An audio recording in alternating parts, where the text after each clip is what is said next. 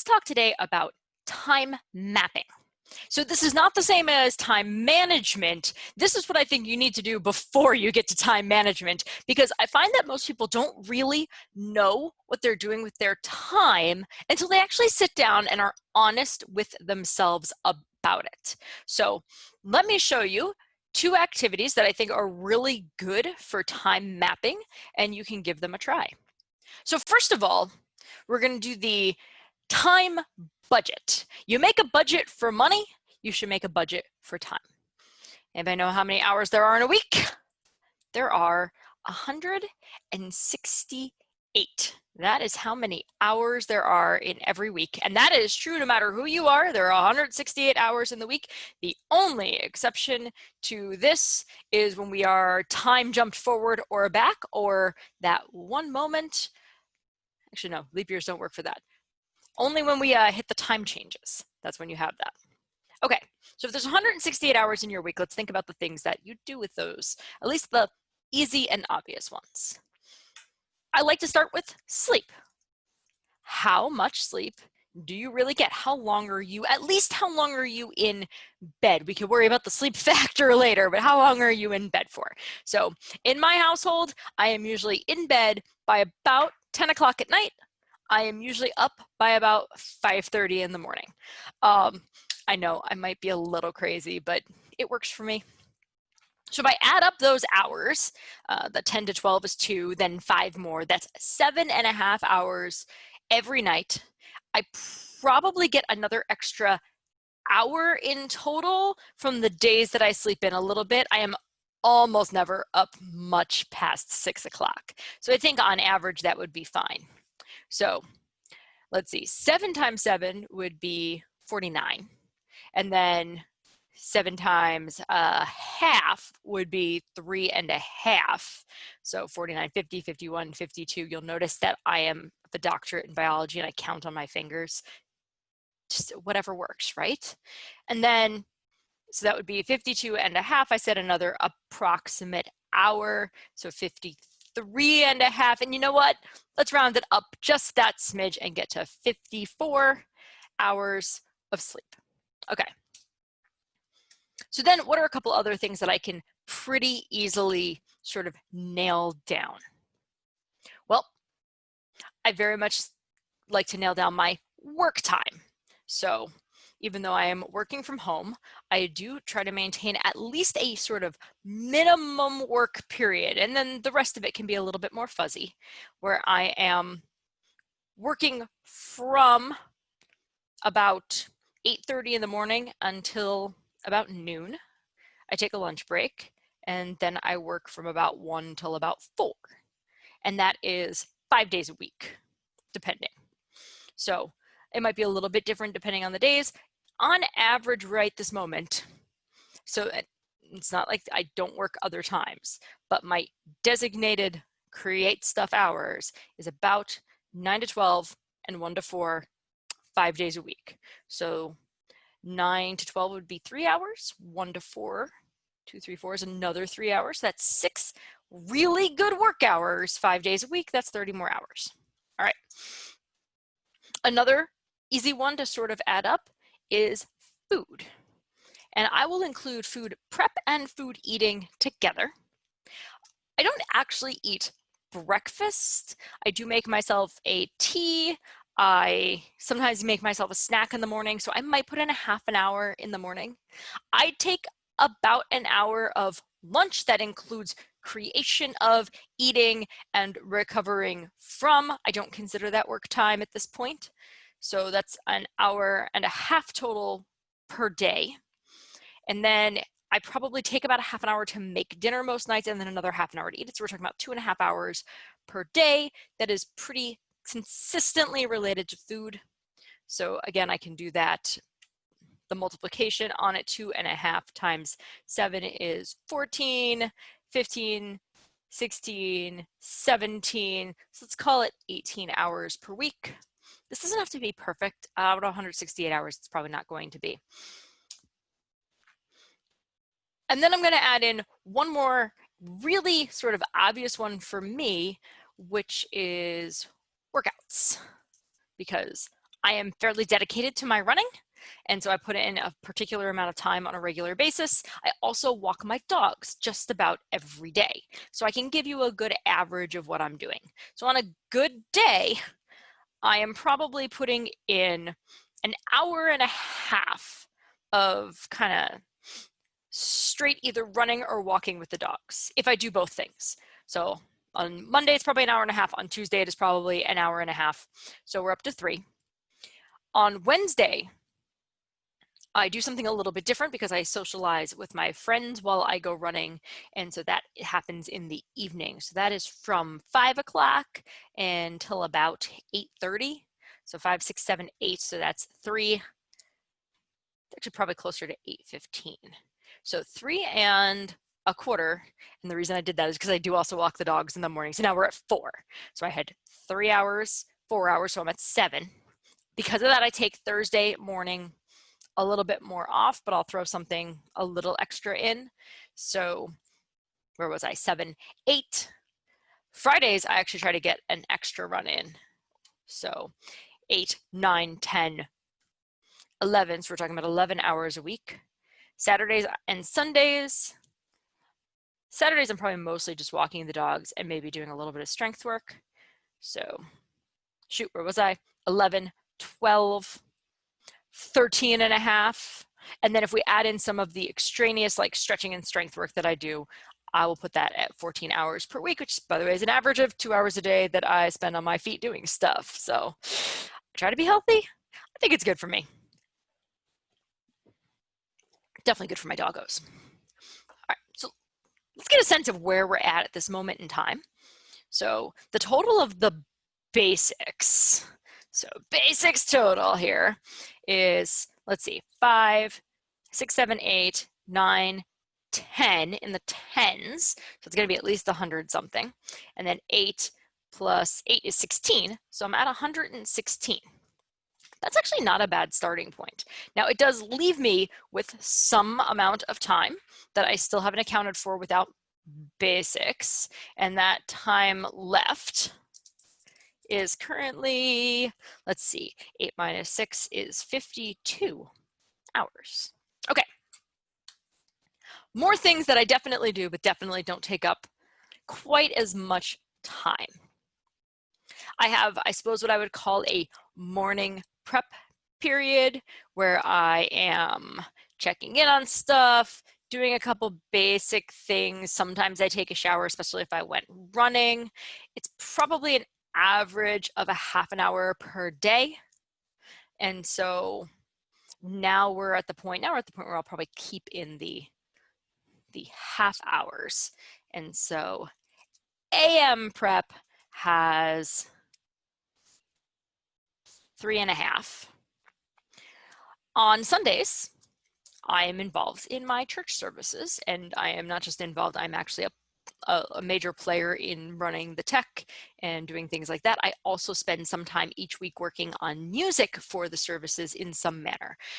Even when I am in person, I am very involved. So that means that church takes up on a Sunday approximately, let's see, I'm usually ready by about 9:30, and I'm not usually done until about 12:30. So 3 hours, and then plus the other stuff that I do. So now on a monthly basis, I've got a bunch of committees. Each of them probably meets about an hour a week.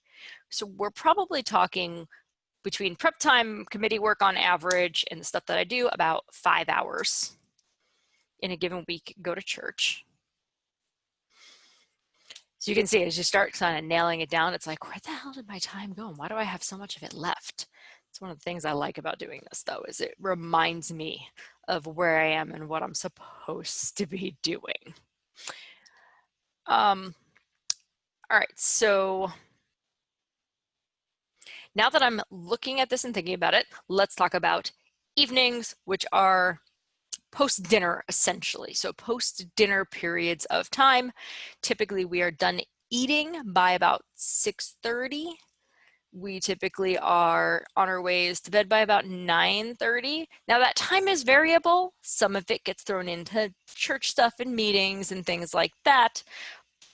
So I would say on average, though, we're talking about 2.5 hours each evening where I'm probably mostly chilling out. I do some other stuff. I do crossword puzzles. I am well working my way through the New York Times crosswords. I'm getting surprisingly good at Sunday, except every once in a while, like a Thursday throws me off. I don't understand. But so I'm going to call that PM relax, which is not time that I'm against. You need some time to let your brain turn off. And believe me, by then I am off my meds and my brain is mostly off. So I like it. But 2.5 hours on average per night times 7 days a week, this is definitely a 7-day a weeker, is 14, 15, 16, 17, so 17.5. I'm also going to tack in Saturdays, because on Saturday mornings, I very commonly go to a local farmer's market with my dogs, and then I also do shopping. So I'm going to call all of that shopping. I sometimes do shopping in the middle of the week, but not that often. I prefer to do it here, but I'll lump it all together, and it's probably 3 hours of shopping on an average week. That includes the market, the BJ's, the Price Chopper, that kind of stuff. And in reality, I probably should 3.5 it, because I also spend a certain amount of time prepping. I have a meal plan, I have stuff like that. I'll tell you more about those at another time. So now, where are we? Let's add up what I've got so far. Okay, so the 3.5s make 7. Add that to the 5 and you get 12, which I like because then I can drop this down to 40. My PM relax time at 17.5 out of 40 is going to give me 22.5 left. How am I not doing 1,000 things in this 22.5 hours? So now this is really where you got to get honest with yourself. What am I doing with this time, and where is it getting lost? Now, I know a lot of mine is getting lost in the mornings, because I get up at 5:30. I am done with the dogs. So between my run and my dogs, we're usually back, and I'm kind of like finished with all my workout stuff by about 7:30. Again, if I like throw in a shower, then we're at about 8 o'clock. But you'll notice I didn't start work time until 9 o'clock. So I already know that on at least some average, I lose a little bit of time there. But also let's add in some of the other times I haven't included. So I've got shopping and church for Saturday and Sunday, but I don't have any of the extra time on Saturday or Sunday. So if we assume that both of those days from 1 o'clock until, I do still need to make dinner. I make dinner almost every night till 5 o'clock. Those 2 days are open and I can do things during them. So weekend time, as in it's not currently dedicated, but not necessarily goes to something, is about 4 hours per day. So that becomes 8 hours. Okay, if I take 8 hours out of this, what am I then down to? It looks like I'm about down to 16. No, 14. That's even better. Lost AM time, as in I'm not 100% sure where it goes, is probably about an hour a day. So that takes me down to 7.5. So now I have 1 more hour each day that I'm not 100% sure of where it goes. And I'll tell you about where it is. It is typically in between the end of work and the beginning of making dinner. So that's my 4 to 5 slot. And sometimes I do work in it. Like sometimes I work until 5 o'clock. So I know that time is there. Sometimes we take the dogs for a second walk. So there'll be another maybe half an hour in there if I do that, or sometimes a combination of the two. Sometimes I run errands in that space of time. Sometimes I actually just get completely done with work and start my crossword puzzle early. But at least I know where that time is. So now I have a pretty good accounting of my time.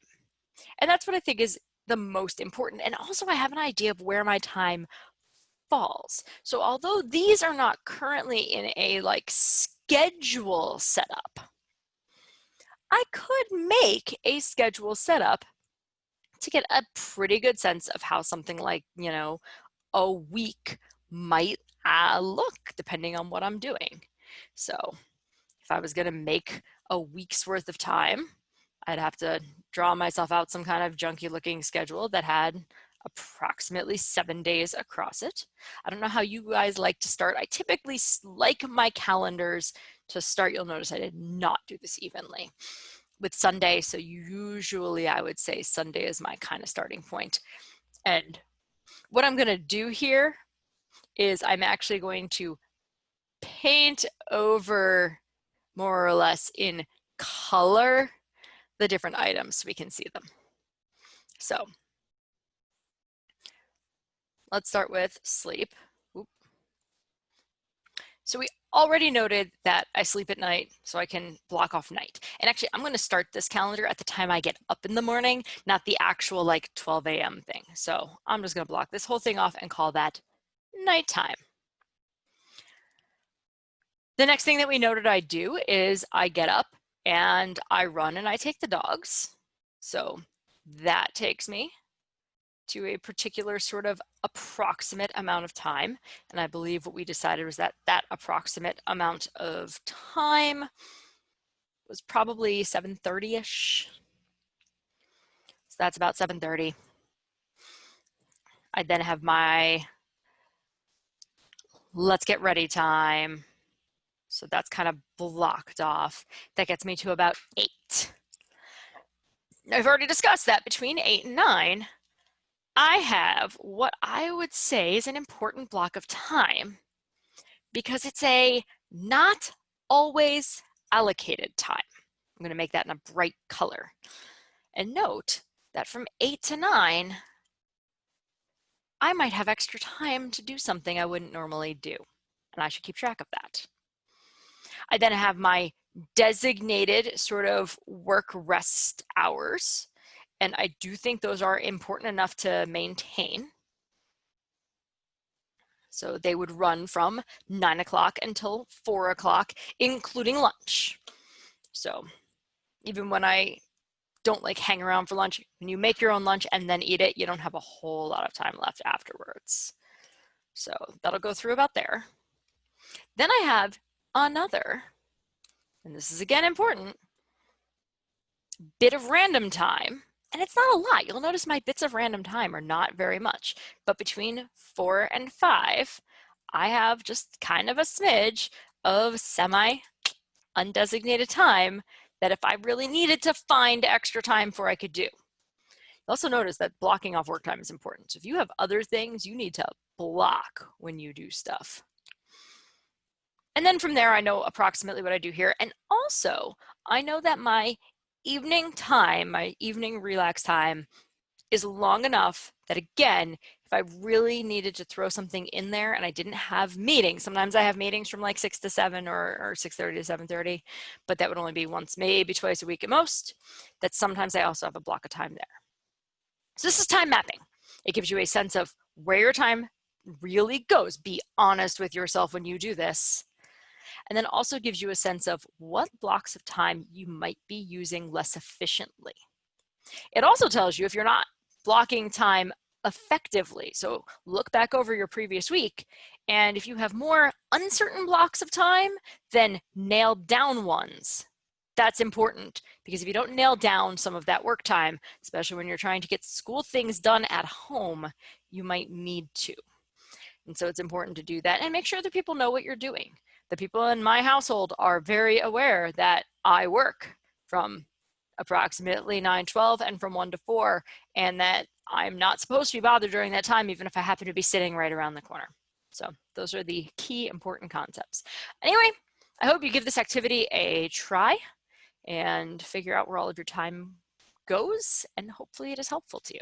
Great. Bye.